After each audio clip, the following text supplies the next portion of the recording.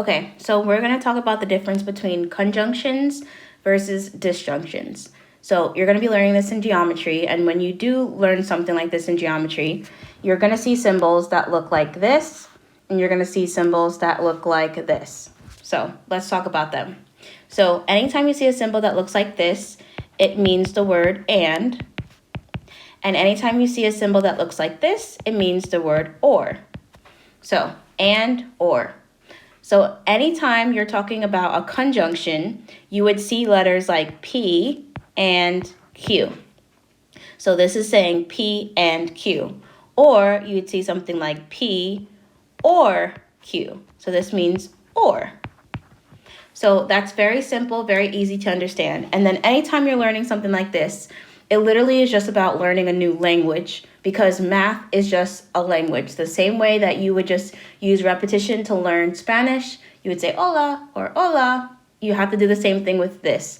Anytime you see this symbol in your brain, you have to say and anytime you see this symbol, you have to say or. The other symbol that sometimes you'll see is a squiggly line next to a letter. So this squiggly line just means not. So if you see this and then P represents false, this expression would be not false. And then you would just have to translate that. Something that's not false would be a true statement. Okay, so now that we have that information, we're going to go ahead and take some notes in regards to conjunctions versus disjunctions. Okay, so with conjunctions, which means and, the only way to get a true statement is if you have true and a true. Okay, so the only way to get a true statement is if you have true and a true. So if we have P and Q, if P is true and Q is true, then this would equal a true statement. So again, the only way to get a true statement is if both letters are true and true. Okay, so then that means any other combinations of letters would be false. So how do you get false with an and statement? If you have true and false, if you have false and true, or if you have false and false. So these are just notes that you have to understand. If you understand these notes, then the next couple of practice problems that we're going to do together in this video will make more sense to you. So again, with conjunctions, the only way to get a true answer is if you have a true and a true. Okay, perfect. So now let's talk about disjunctions. Disjunctions, they represent the word or. So let's talk about how to get a true. So the only way that you can get a true with a disjunction is if there's a true in it. So we're going to write that. As long as there's at least one true in it, so you can write at least one. As long as there is at least one true in it, then the statement is going to be true. So let's give an example. It can be true or false. Because there's a true in this, it's equal to true. Or it could be true or true.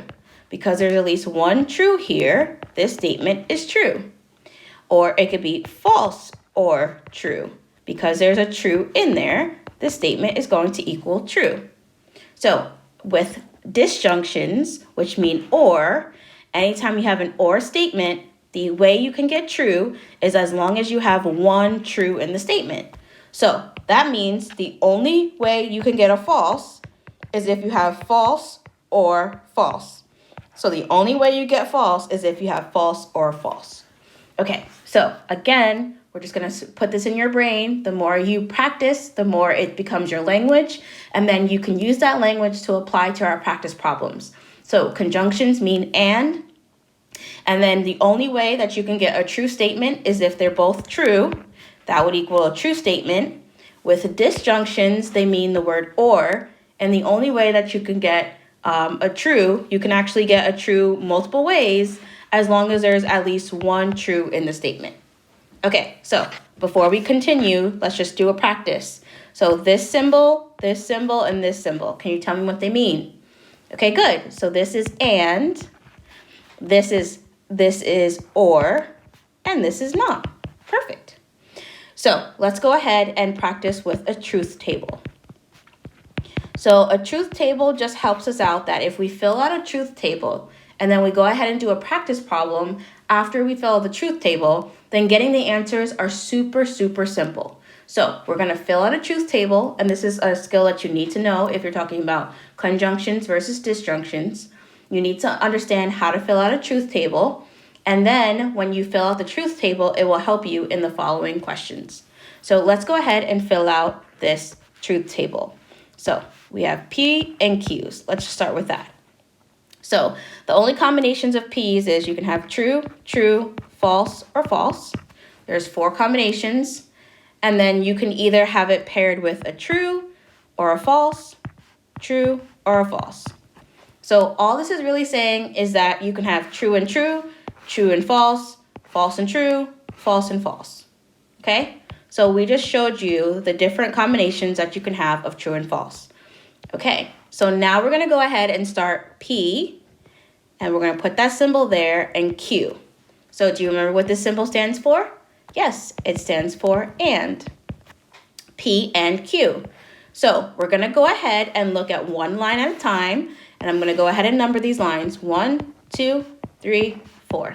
Okay, so do you remember the only way to get true when it comes to an and statement? Yes, it has to be true and true. So 1, 2, 3, or 4, which one would be the true statement?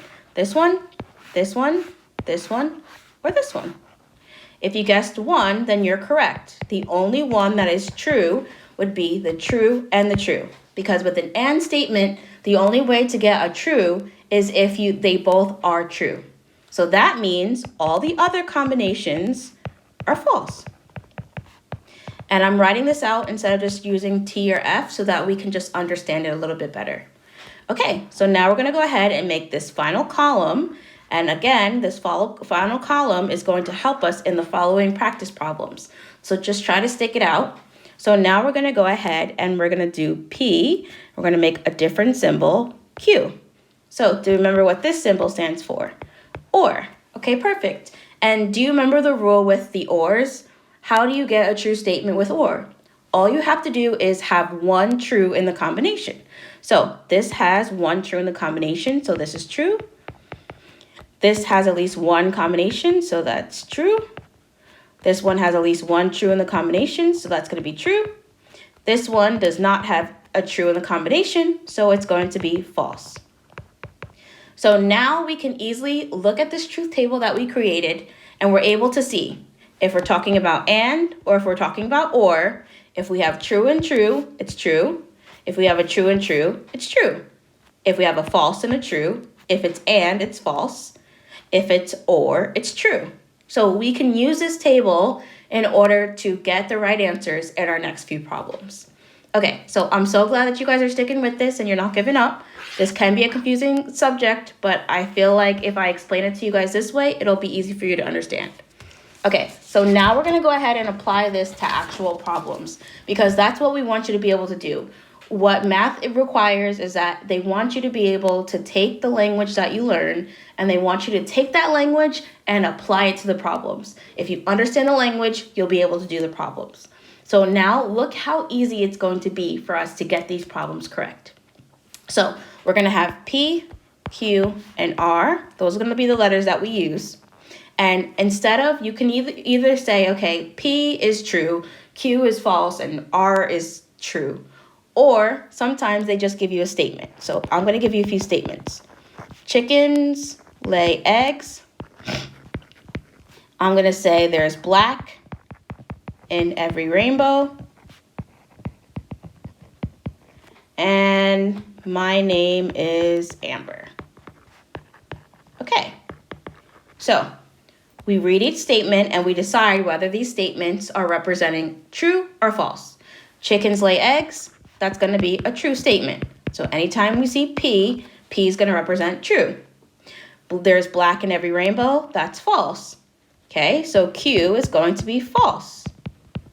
Okay, even if your favorite color is black, black is not in the rainbow. Okay, So, and then R, my name is Amber. I just use that as a third example, and that is true. So R is going to be true.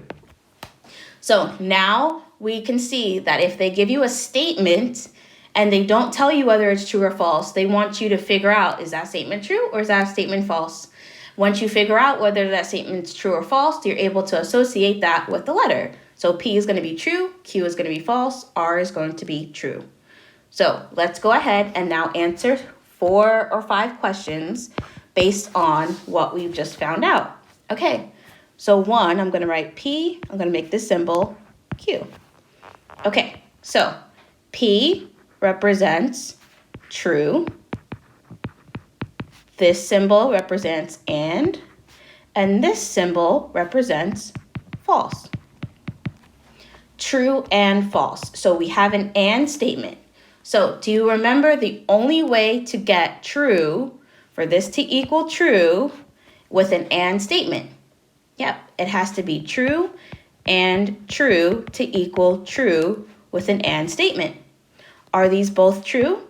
No. So then the answer is going to be false. Perfect. So let's go ahead and do question number 2. So question number 2 is Q, a symbol, and then R. So we're going to go ahead and translate this. So Q was false. This is the and symbol, and R is true. Okay, false and true. So because it's not true and true, and that's the only way to get true, this must be false. So because these both are not true, the answer is false. These are following the same rules that we saw in the truth table and the same rules that we discussed when we were taking the notes. Okay, so now let's go ahead and go to question number 3. So now we're going to see how the not Q and the not R applies. So this symbol represents not. The Q represents false. This is an or statement. This represents not. And R represents true. Okay? So now we decoded each one of these symbols. So not false, that means it's true. Bring down the or. Not true means it's false. Okay? So true or false. So do you remember the rules with the or statements? As long as there's one true and there is one true, then the statement is true. So this answer would be true. So anytime you see the word not, just go ahead and translate every single one of the symbols. Go ahead and decode it. Once you know what the symbolizes, sorry, lost my words. Once you see what it symbolizes, then you can go ahead and apply the rules. All right, let's give this one more go around. So let's do question number 4. So P, R. Okay, so P represented true. This represents and this represents true. So do you remember with the and statements? How do you get a true statement? You get a true statement by having true and true. So because we have true and true, this is also a true statement. So I know we went over quite a few rules, quite a few things, but if you stuck it out the whole entire video, then you should now understand the language of conjunctions versus disjunctions. Are you ready for a little bit of review? A conjunction means and, disjunctions mean or. The only way to get an and statement true is if they're both true, true and true. The way that you get true for disjunctions or statements is as if you can find at least one true. So at least one of these are true, then the answer is true. The only way to get a false, that means, is if they're both false. And then you can go ahead and make your truth table. If you are a little bit confused how I just chose these, literally it's just the different combinations of true and false that you can have. There's true, true, false, and false. And then that can be true can be have a true, or true can have a false. False can have a true, or false can have a false. I just wrote down all the combinations. And then after I wrote down all the possible combinations, I said, okay, with and, what would be the rule? And with or what will be the rule. I filled out this truth table, and now that I have this truth table, I can go ahead and do different types of problems. It was very, very simple. So I'm hoping that this video helps some of you who are trying to learn this. It's not the easiest thing in the world, but it's a language. Just keep practicing the languages. I hope this video has helped you, and I hope to see you in the next one.